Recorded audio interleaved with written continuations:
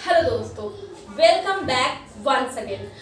दोस्तों, मैं psychologist and hypnotherapist Shalini Pandey आप सभी के लिए लेकर आई हूँ ओसीडी सफरर की कॉग्निशन कैसी होती है उस पर वीडियो।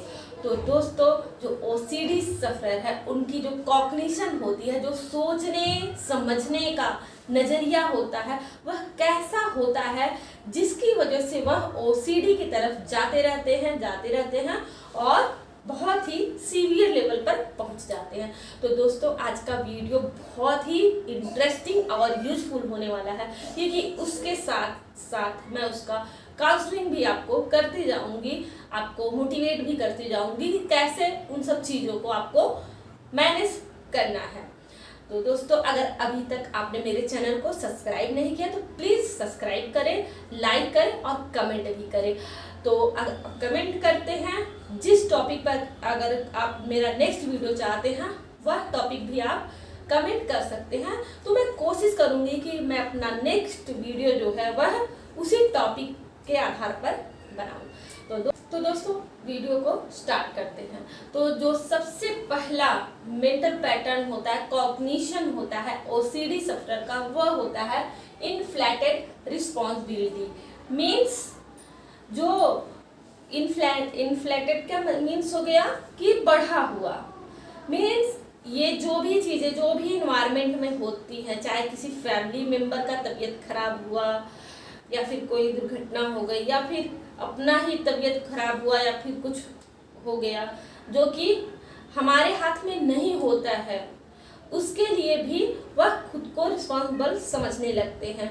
उसकी भी रिस्पॉन्सिबिलिटी ले लेते हैं कि अगर जैसे कि बहुत सारे लोगों को जिनको कंटामिनेशन ओसीडी रहता है, सफाई करने की बहुत ही तलब होती है और वह बार बार यही सोचते हैं कि ठीक है, मैं अगर घर को क्लीन नहीं रखूँगा तो मेरी फैमिली का भी तबीयत खराब हो सकता है, मेरा भी हो सकता है। तो यहाँ पर यह समझने वाली बात है कि सिर्फ और सिर्फ आपकी सफाई पर ही उनका हेल्थ नहीं डिपेंड है।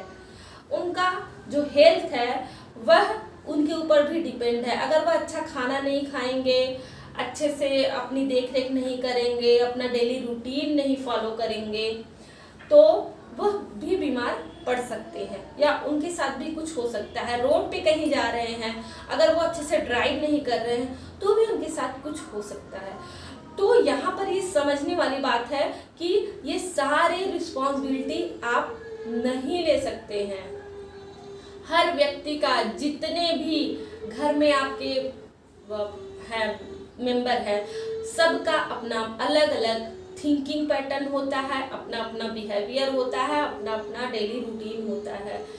तो वहाँ पर आप सबकी रिस्पॉन्सिबिलिटी नहीं ले सकते हैं, आप सबको सेफ नहीं रख सकते हैं।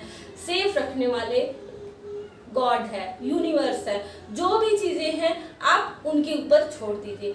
जो आपको बन पड़ता है आप वो करिए, जितना आपको करना है, चाहे खुद के लिए या फिर अपनी फैमिली के लिए, जो भी आप कर सकते हैं आप सब करिए। लेकिन उसके आगे का जो है, जो बहुत ज़्यादा आपका एक्स्ट्रा, चाहे वो सफाई हो, चाहे पूजा पाठ हो, जो कि आपको बहुत ही ज़्यादा बेचैन कर रहा हो, आपको फायदा की वजह नुकसान दे रहा है, तो उसको आप स्टॉप करिए। और स्टॉप कैसे करना है मैं वो अपने नेक्स्ट वीडियो में भी आपको स्टेप बाय स्टेप बताती रहूँगी कि कैसे आपको धीरे धीरे उसको स्टॉप करना है।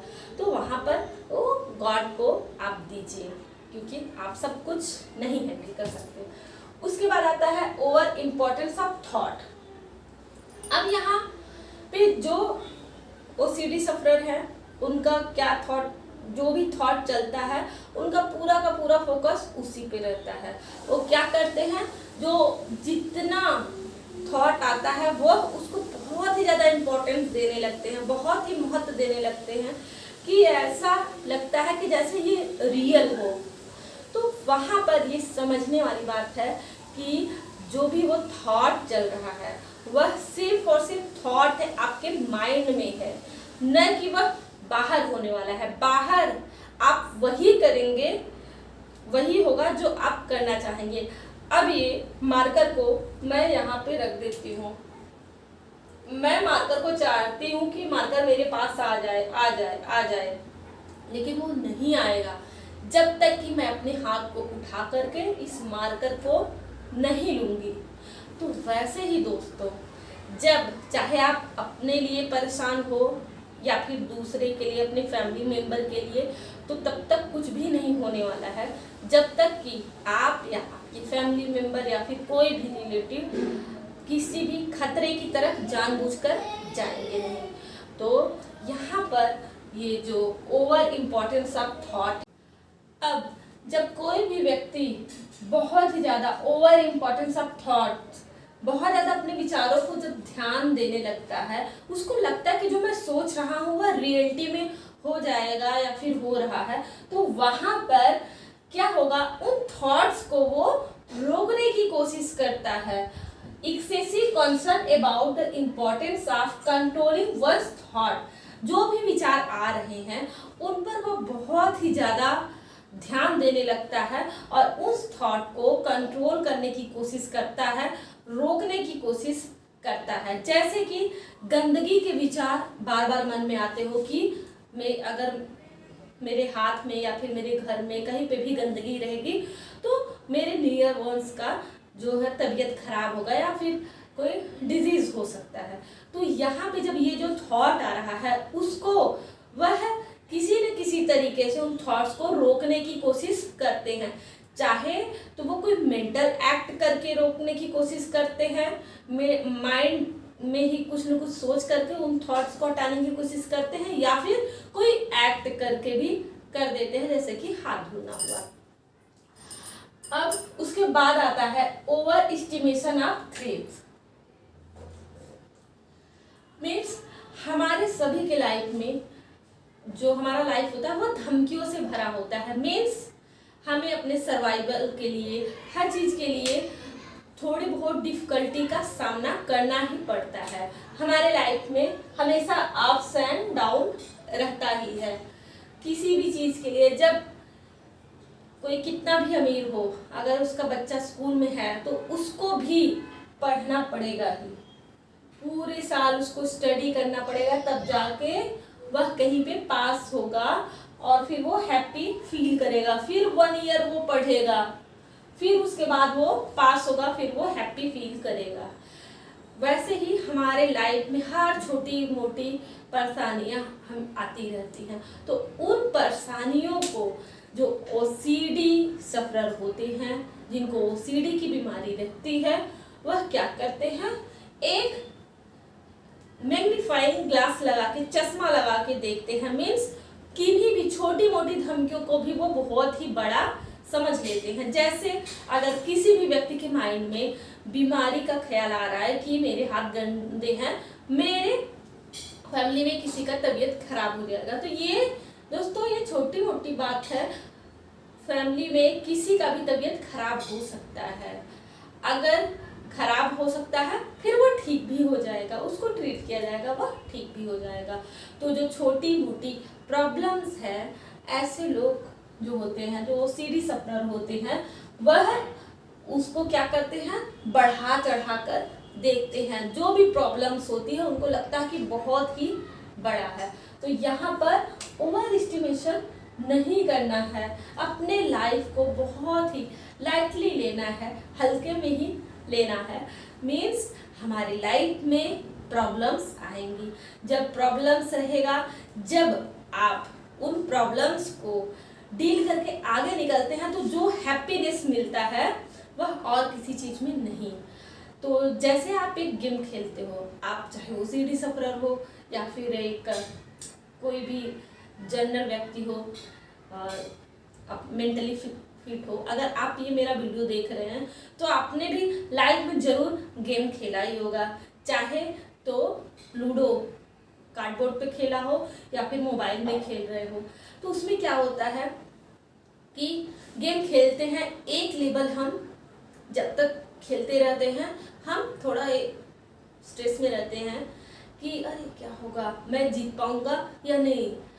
फिर लेकिन आप उसको जब क्रॉस करते हो तो आपको एक किक मिलती है, आपको बहुत ही अच्छा लगता है, अरे वाह एक लेवल तो क्रॉस हो गया। वैसे ही दोस्तों हमारा लाइफ भी होता है।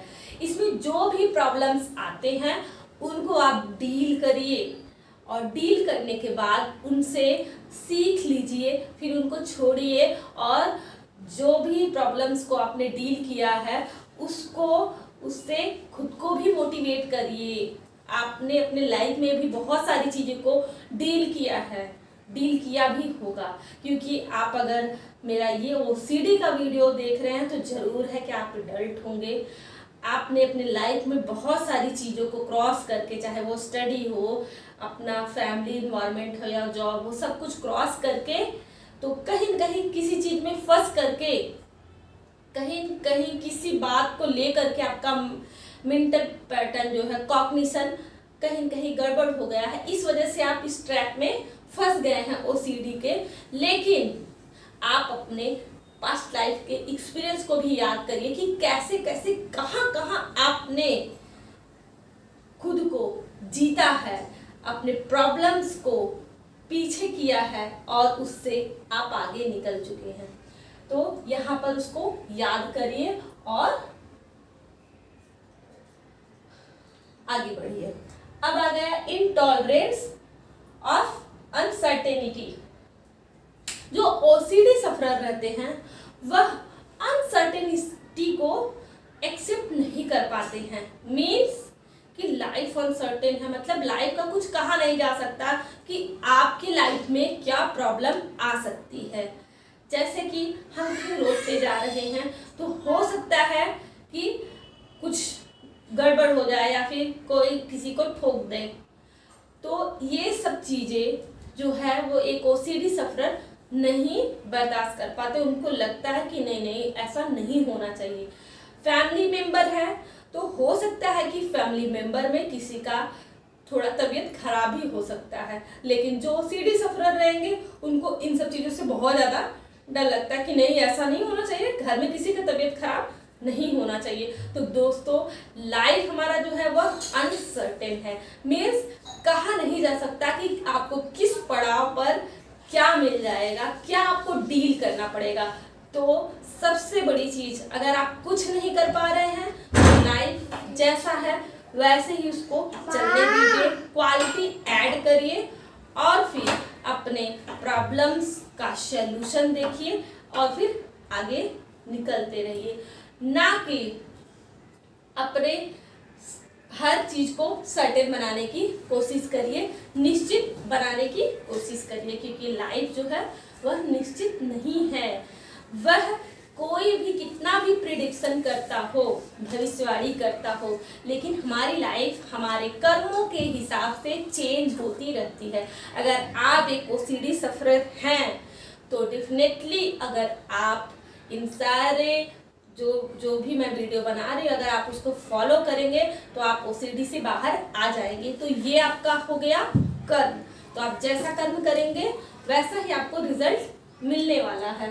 तो अब इसको आप अनसर्टेनिटी को एक्सेप्ट करिए कि ठीक है, जो भी होता है वह अच्छे के लिए होता है, भले के लिए होता है।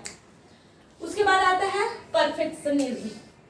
मीन्स OCD सफरर जो होते हैं उनको हर काम में वह परफेक्शन चाहते हैं कि एकदम अच्छे से रहे। जैसे कि मैंने अभी बताया कि अगर घर में किसी का तबीयत खराब होना, तो तबीयत खराब होना यह एकदम पॉसिबल है कि अगर एक ह्यूमन बीइंग है कोई, तो वह जरूर अपने पूरे लाइफ में कभी न कहीं भी उसका तबीयत तो खराब हो सकता है, उसको फीवर आ ही सकते हैं, जुकाम हो सकता है या फिर और भी कुछ हो सकता है।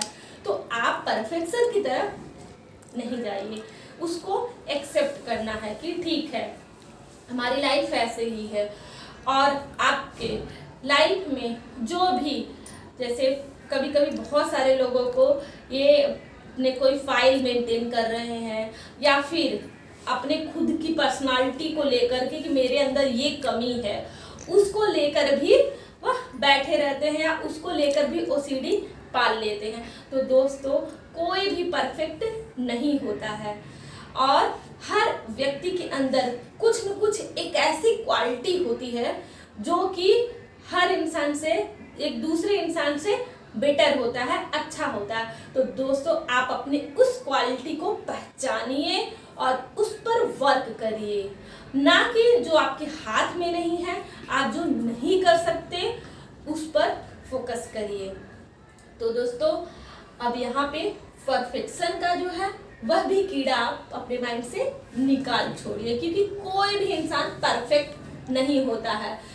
अब जैसे मैं ही वीडियो बना रही हूँ, बहुत प्रयास कर रही हूँ, लेकिन अगर मैं इन सब सारी चीज़ों में जितना मैंने बताया है, कहीं न कहीं हो सकता है कि मुझसे भी थोड़ा बहुत स्लिप हुआ हो बोलने में कुछ। अगर मैं उन थॉट को लेकर बैठूं या सोचूं कि नहीं, एक भी मेरा गड़बड़ नहीं जाना चाहिए, तो दोस्तों आपके पास ये मेरी वीडियो नहीं पहुंच पाती। तो दोस्तों इसे सीख लीजिए और आगे बढ़िए, खुद को पहचानिए, खुद की क्वालिटी को पहचानिए। लाइफ बहुत ही खूबसूरत है और इसको एंजॉय करिए। तो दोस्तों इसी के साथ मैं कहना चाहूँगी कि खुश रहिए, मस्त रहिए, जहाँ भी रहिए हंसते रहिए।